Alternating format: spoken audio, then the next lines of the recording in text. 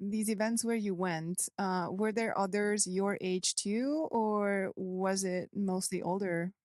I was pretty much the youngest one, if I wasn't the youngest.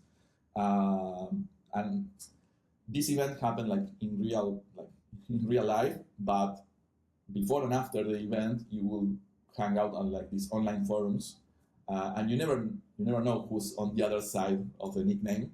But then when you do meet them, you realize these are people in their 30s, in their 40s. They have families, they have kids of their own.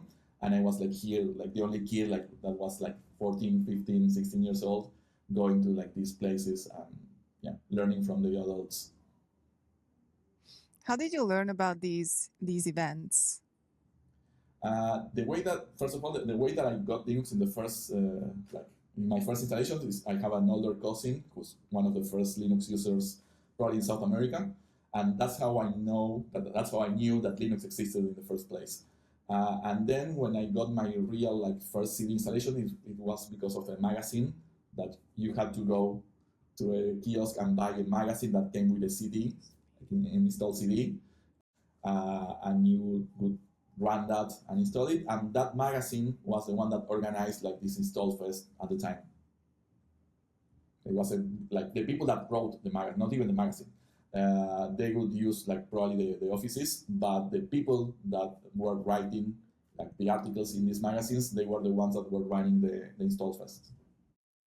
Awesome. That's pretty cool. I think we did have similar magazines in Hungary too when I was growing up where they I think probably in the tech ones they had some CDs and things that you could install things and try them out. So I do share that memory. Although I never went to these kind of like build your system type of events, but at least the magazines and like how people got access to things before the world wide web became the thing Yeah. that resembles.